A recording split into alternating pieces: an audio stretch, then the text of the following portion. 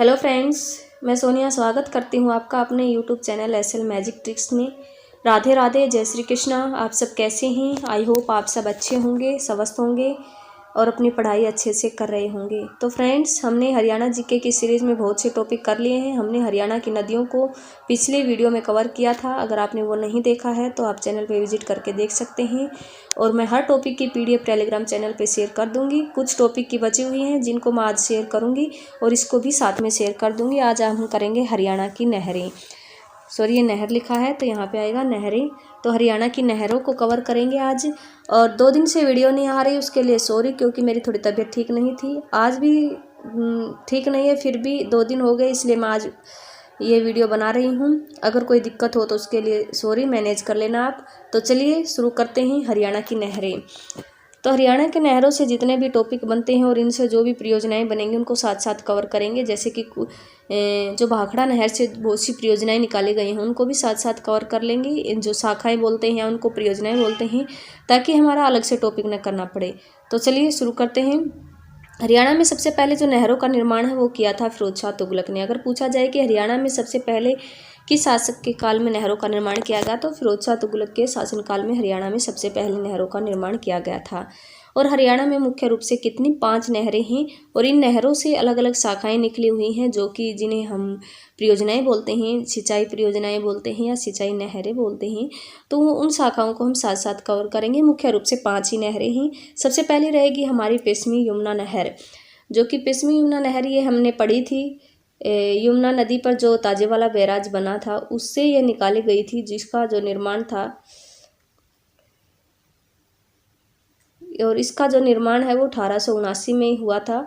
और 1879 में जो नहर निकाली गई थी वो निकाली गई थी पश्चिमी यमुना नहर।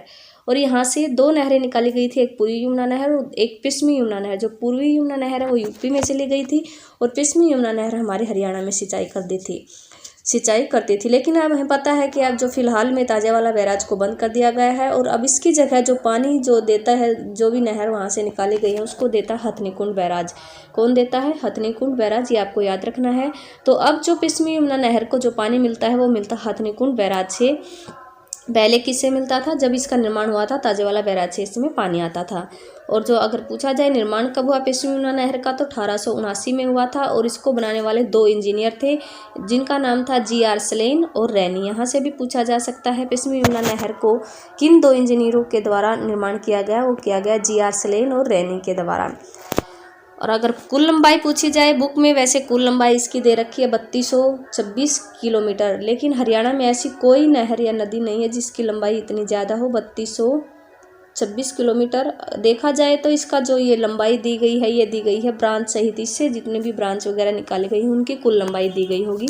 और अगर ऐसे पूछा जाए मेन लंबाई रहेगी पश्चिमी यमुना नहर की 325 किलोमीटर। कितनी? 325 किलोमीटर, ये आपको याद रखना है। और इससे सिंचाई कहाँ कहाँ पे की जाती है? सिंचाई की जाती है यमुनानगर, अम्बाला, करनाल, पानीपत, सोनीपत और भिवानी में। हमें पता है यमुनानगर से निकलती है हथनीकुंड बैराज से। तो इससे लगते हुए जितने भी वो हैं ज़िले हैं, यमुनानगर, अम्बाला, फिर अम्बाला से करनाल, करनाल से पानीपत, सोनीपत, भिवानी तक यह सिंचाई करती है, आपको याद रखना है। और यहाँ से क्वेश्चन पूछा जा सकता है, यहाँ से कौन कौन सी शाखाएं निकली हैं इस नहर से? इस नहर से शाखाएं निकली है, एक तो दिल्ली ब्रांच, जिसे हम मुनक नहर भी बोलते हैं। पश्चिमी यमुना नहर से जो जहाँ से इसको पानी मिलता है, मुनक नहर को पश्चिमी यमुना नहर से ही पानी मिलता है। और करनाल में ये मुनक गांव से निकाली गई है, इसलिए इसका नाम क्या रखा गया है? मुनक नहर रखा गया है।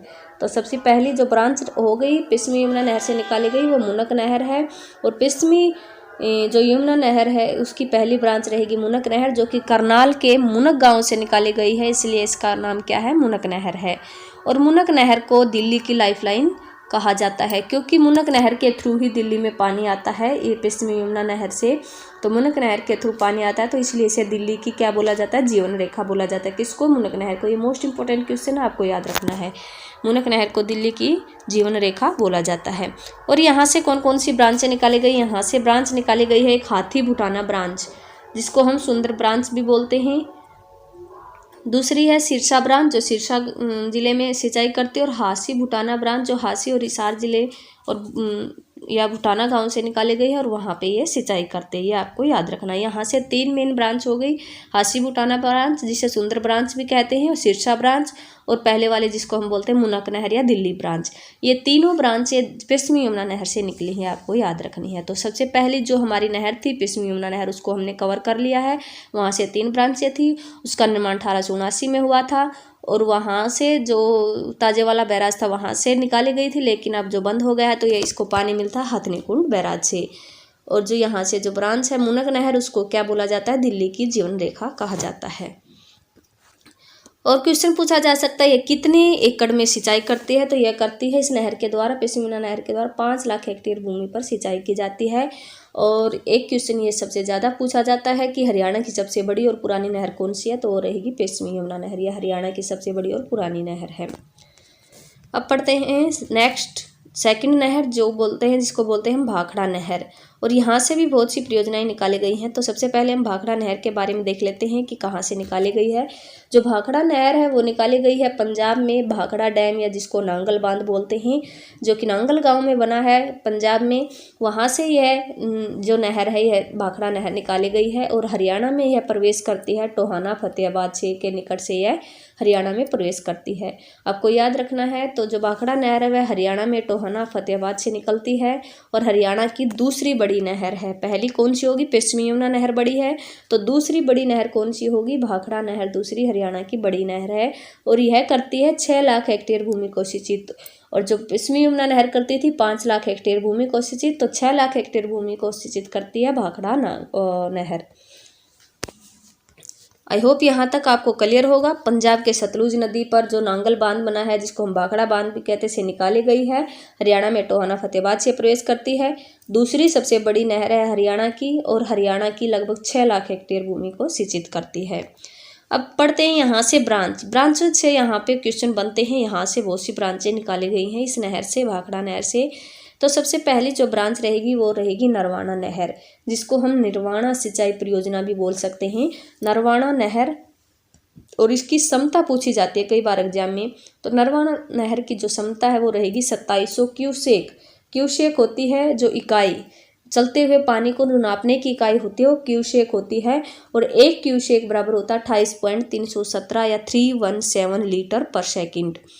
ये आपको याद रखना है। तो 2700 क्यूसेक है नरवाना नहर की क्षमता।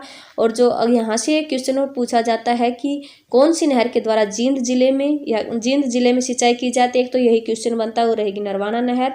और पूछा जाता है कि जींद व कैथल जिलों के गाँव में सिंचाई करने वाली कौन सी नहर है, और गाँव का स्पेशल नाम दे दिया जाता है खेदड़ या भिखेवाला।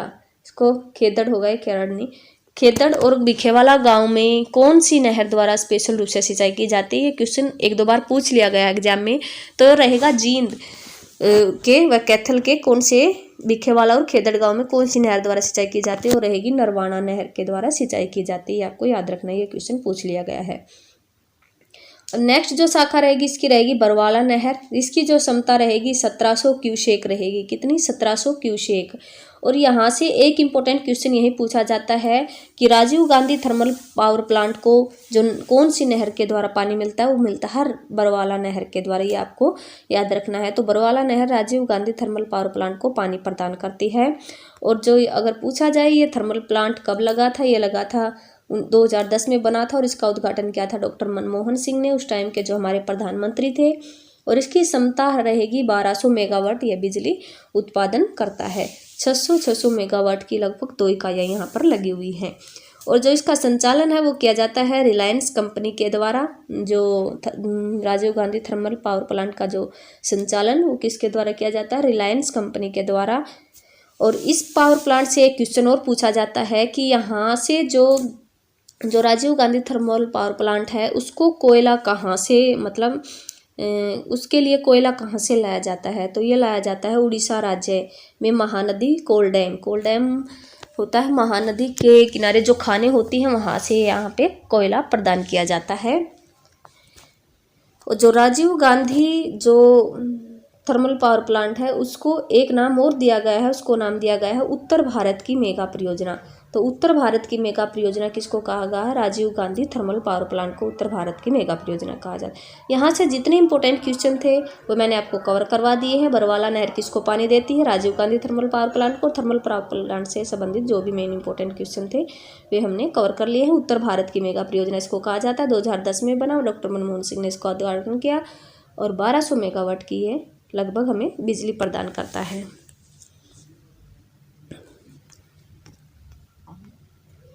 नेक्स्ट जो परियोजना रहेगी भाखड़ा नहर पर वो रहेगी जुई नहर परियोजना, और इसका जो निर्माण हुआ था 1969 में हुआ था। तो जुई नहर का जो निर्माण हुआ था 1969 में हुआ था और इसकी कुल लंबाई रहेगी 170 किलोमीटर। यहाँ से लंबाई पूछी जा सकती है। और इसका दूसरा नाम रहेगा बंसीलाल नहर। और जो बंसीलाल नहर इसका दूसरा नाम किया गया 2008 में। और जो बंसीलाल नहर नाम करने में इसका जो मेन योगदान रहेगा बंसीलाल की पुत्र वधू किरण चौधरी को, जो कि एमएलए रहेगी कहाँ से? तोशाम से। इन्होंने इसका नाम बंसीलाल नहर करवाया है। और जो जुई नहर भी निकाली गई है भाखड़ा नहर से ही निकाली गई है। और ये पूछा जा सकता है यह कहाँ पे सिंचाई करती है? रेवाड़ी और भिवानी के बीच जो रेल मार्ग है इसके दोनों ओर के जो साइड के जो खेत पड़ते हैं उनके द्वारा इसके जुई नहर के द्वारा उन खेतों में सिंचाई की जाती है। नेक्स्ट जो परियोजना रहेगी, हमने 3 परियोजनाएं कवर कर ली भाखड़ा नहर से। एक थी जो हमारी पहली नरवाना उत्थान परियोजना, दूसरी बरवाला नहर परियोजना और तीसरी जुई नहर परियोजना। हमने 3 कवर कर ली, तीनों को भाखड़ा नहर से पानी मिलता है। और जो अब 4th रहेगी वो रहेगी भिवानी नहर परियोजना। भिवानी नहर परियोजना जिसको हम भिवानी नहर उत्थान परियोजना भी बोल सकते हैं, ये मेन रूप से भिवानी में सिंचाई की जाती है इसके द्वारा। और इसका दूसरा नाम रहेगा BN चक्रवर्ती, जिसको बीरेंद्र नारायण चक्रवर्ती भी बोल सकते हैं। इस नहर का जो परियोजना का दूसरा नाम रहेगा। और बीरेंद्र नारायण चक्रवर्ती आपने पता ही होगा ये कौन थे? ये थे हमारे जो राज्यपाल 1867 से 1876 तक रहे हैं, हरियाणा के राज्यपाल। और इनका जन्म हुआ पश्चिमी बंगाल के ये रहेंगे।